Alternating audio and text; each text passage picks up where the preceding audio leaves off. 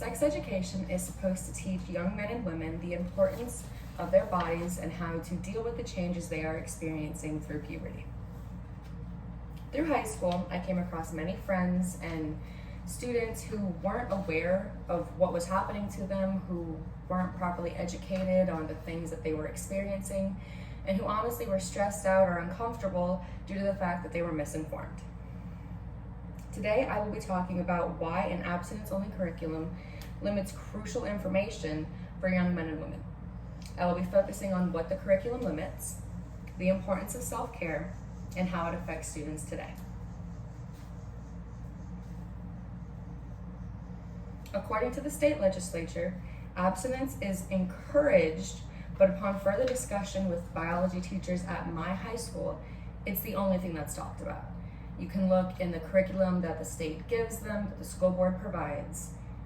The only thing that's covered is abstinence, how you should not have sex and how it can negatively affect you. But that's not all that's important during sex education. If you can see on the handouts I provided to y'all, things that students should be learning about during sex education are things such as brushing their teeth, taking care of themselves. It is important to talk about STD rates or pregnancy rates, but a comprehensive curriculum actually reduces pregnancy more than an abstinence-only curriculum due to the fact that students are informed and have choices. If you flip to the next page, you can see the differences between an abstinence-only versus a comprehensive education.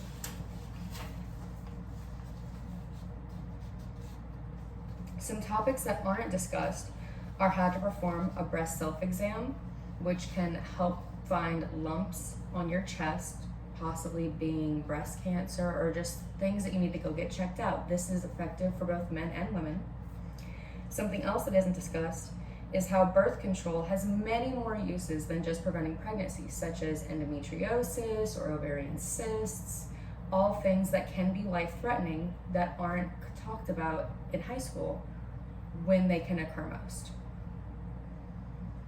Instead of trying to force an idea upon students of why they shouldn't have sex or why they should remain abstinent, we should be informing them and allowing them to make comprehensive, educated choices about their own bodies. The importance of being informed. The American Academy of Pediatrics states, "The youth deserve a strong foundation of developmentally appropriate information."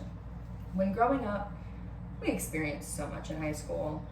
We have to learn subjects, we have to focus on our future, we have to talk about everything that's going to happen beyond high school. But nobody really focuses on what you are experiencing privately during high school, which can sometimes be the scariest thing of all. You don't know what you're feeling, you don't know what you're thinking, you don't know how to handle it. It can be overwhelming. When growing up and experiencing all the changes and emotions, the last thing we should be confused about is our bodies. They are the most important things to us. They're what we should keep healthy. They're what get us through the day. And if we are not healthy, we can't function properly and learn and be educated on other subjects. Not all students have families to teach them these things. Not all families know how to properly educate their young women on menstruation or how to properly take care of themselves. Not all families talk about the importance of brushing teeth, wearing deodorant, which a lot of high schoolers don't usually do.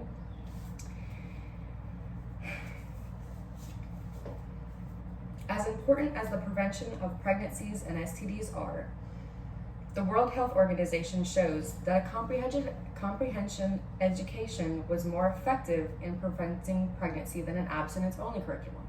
Like I stated before, it's better to be informed rather than just try to scare them into making a decision. Let them choose. Let them make the choices based off of what they know. Don't withhold information because you think it's not worth them knowing. Being aware affects students emotionally, it affects their attitude, and it affects their connections with other people. If they don't understand how they themselves are feeling, how are they supposed to understand how others are feeling? If they're upset or they're angry, they're not going to be able to properly make connections and relationships with other people if they can't understand the changes that both men and women are experiencing during this time. Sex ed helps equip students with the tools to protect health and understand why certain feelings appear. Young men and women already struggle to understand high school life. Something as private and intimate as our bodies should not confuse or worry us.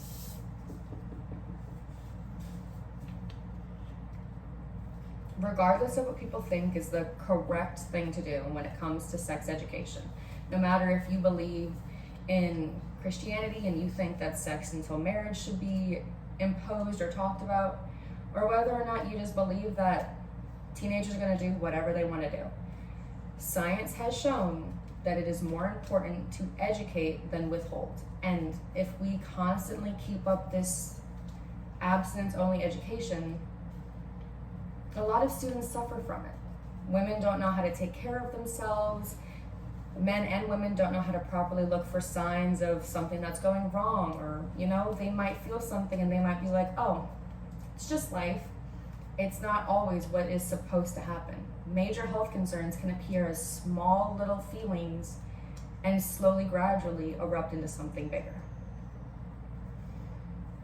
A comprehensive education not only prevents pregnancy and STDs, but prevents health issues and improper hygiene.